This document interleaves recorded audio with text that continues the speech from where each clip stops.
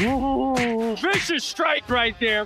Whoa, sorry. Power slap, Dana White's latest brainchild, is exposing fighters to devastating concussions with every earth-shattering slap. Witness grown men reduced to quivering wrecks, their brains reduced to jelly, all in the name of this twisted sport masquerading as entertainment. Welcome to the chilling world of this frightening sideshow, where we'll expose the horrifying concussion crisis plaguing this glorified bar brawl. Later in the video, we even talk about how severe head trauma could occur in such events. Picture this: two grown men standing face to face, taking turns slapping the living daylights out of each other. No defense, no technique, just raw, unfiltered cranial trauma. It's like watching a car crash in slow motion, except the cars are human skulls, and the crash happens over and over again. Now, you might be thinking, but isn't MMA dangerous too? Sure, all combat sports come with risks, but there's a world of difference between a trained fighter bobbing and weaving in the octagon and a stationary target getting their gray matter rattled like a pinball machine. Let's break down why power slap is a trash sport, point by point. First up, the lack of defense. In boxing, MMA, or any legit combat sport, defense is key. Fighters learn to block, dodge, and counter. It's not just about dishing out damage, it's about protecting yourself. But in power slap, your only defense is having a thick skull and praying to the slap gods that you don't end up drooling on yourself for the rest of your life. Think about it. You're standing there, hands behind your back, chin up, just waiting to get your face rearranged. It's like playing chicken with a freight train, except the train is a 250-pound behemoth with a hand the size of a dinner plate. And you're just supposed to take it. No blocking, no slipping, no nothing. Just pure, unadulterated brain trauma. But wait, it gets worse. Let's talk about the technique involved in power slap. Spoiler alert, there isn't any. In MMA, you've got a whole arsenal of strikes, grappling moves, and submissions. Fighters train for years to perfect their craft. I love Dana, and I would be a hypocrite if I said I wouldn't watch this, because I will watch it. but this is not my cup of tea. What I like is problem solving. I like puzzles. I like you and Jan. I like this fucking Russian assassin storming the gates at you, and you figuring a way to move around him and kick his legs and jab at him, and that's what I like. I love that fight. I love that fight. I love technique. In power slap, the entire sport boils down to who can swing their arm harder. It's about as sophisticated as a caveman competition. And don't even get me started on the scoring system. How do you judge a slap? Is it the loudest smack? The most spectacular fall?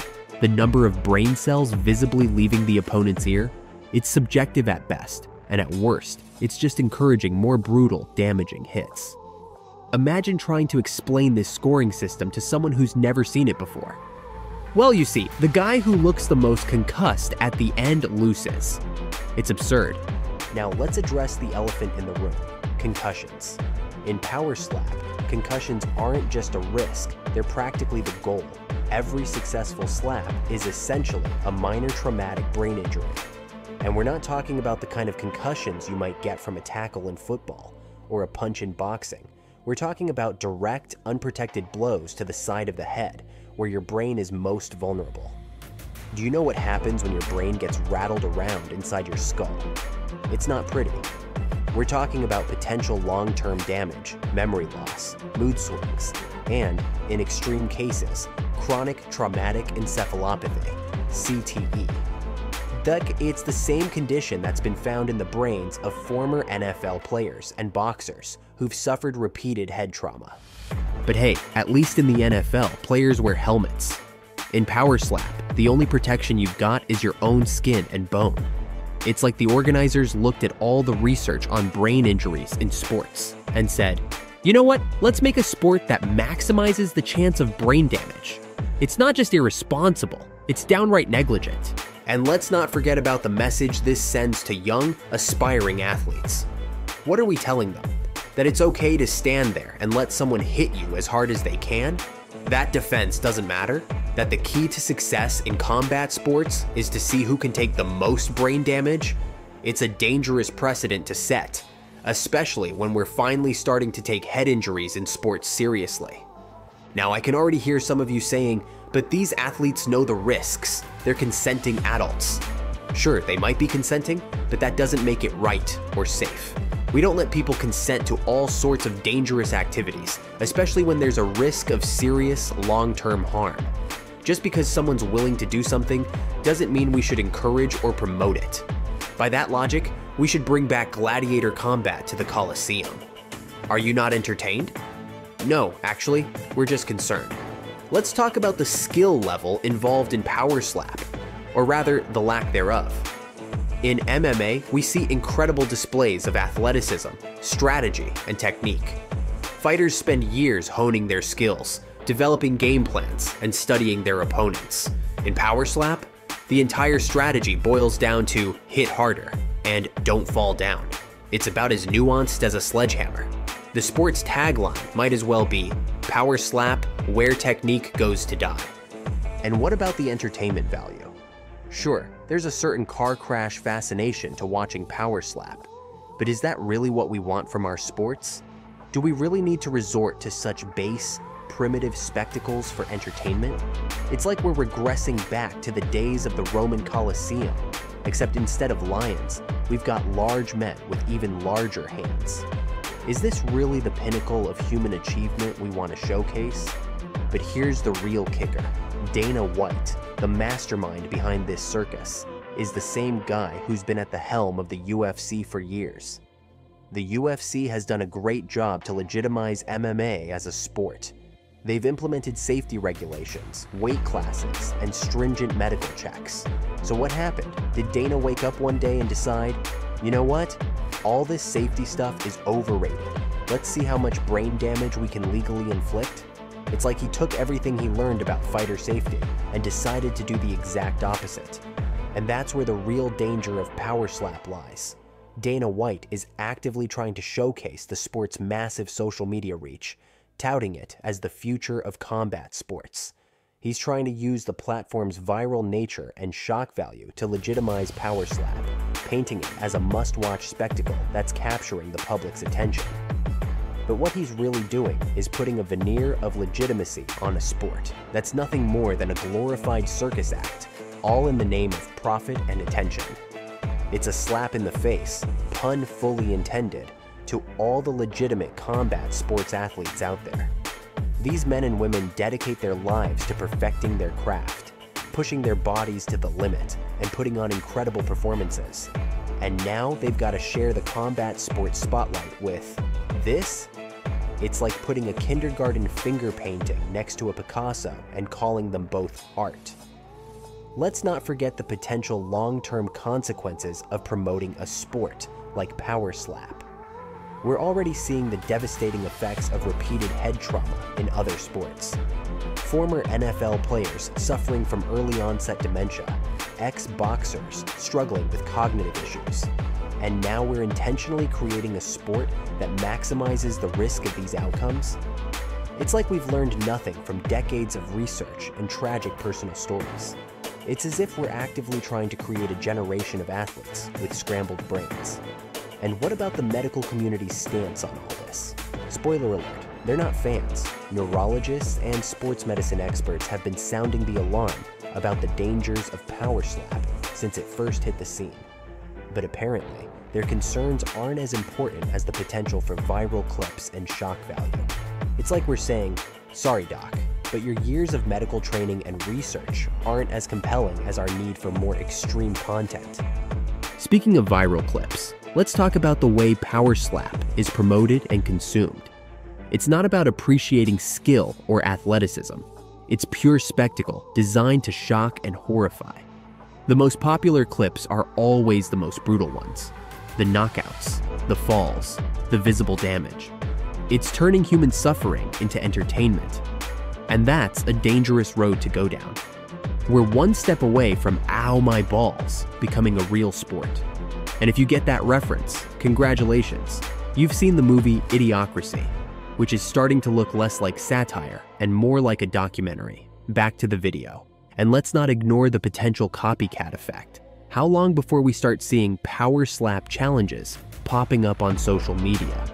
How many kids are going to try this at home, thinking it's just harmless fun? We've already seen the dangers of viral challenges. Do we really need to add competitive brain damage to the list? It's only a matter of time before we see headlines like local teens hospitalized after power slap challenge goes wrong. And then we'll all act surprised, as if we couldn't see this coming from a mile away. As promised, let's dive into some cold, hard facts about head trauma that make power slap even more concerning.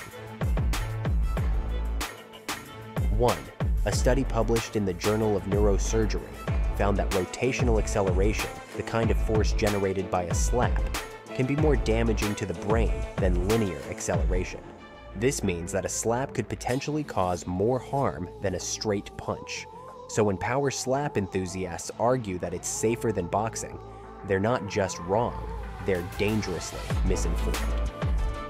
2. The human brain is surrounded by cerebrospinal fluid, which acts as a cushion. However, this protection is minimal against sudden, powerful impacts, like those in power slap. Each hit can cause the brain to slam against the skull, leading to bruising, bleeding, and torn neural connections.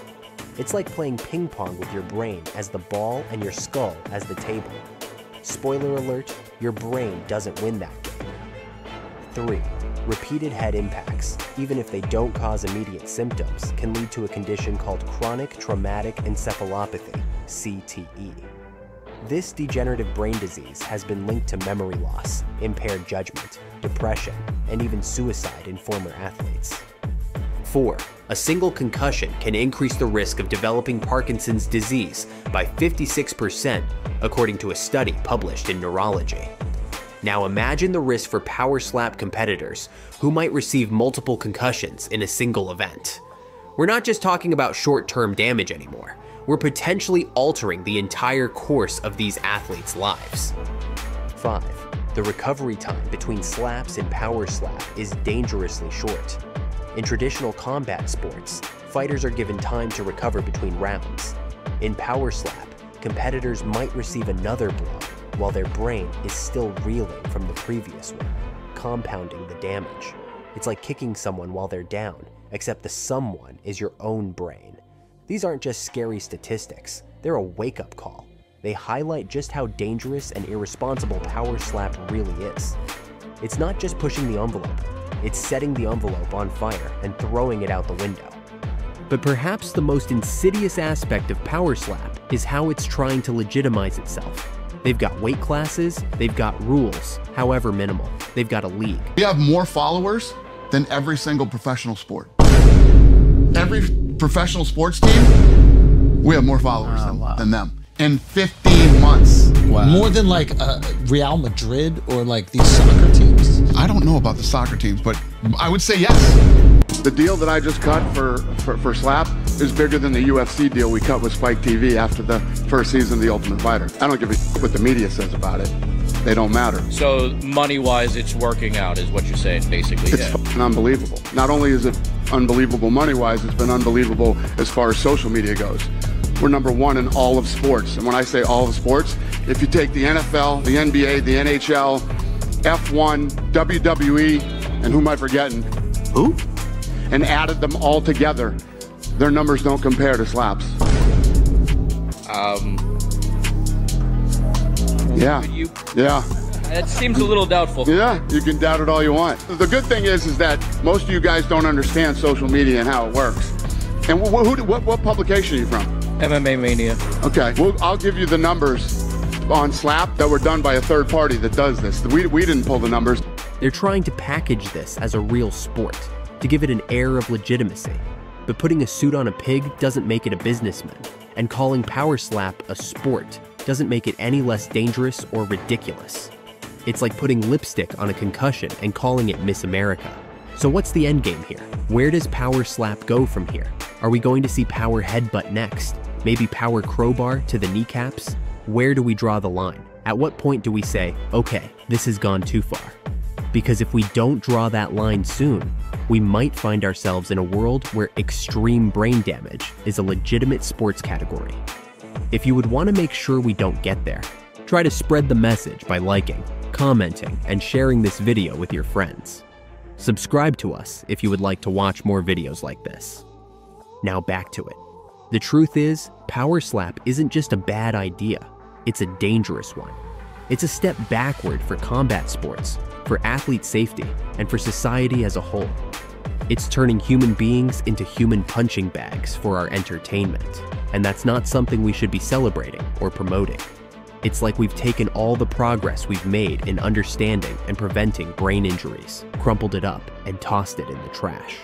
If you would like to watch a fighter who is even more dangerous than power slap, who just keeps on thrashing his opponents, but keeps on ruining his own career, here you go, Khamzat Chimaev.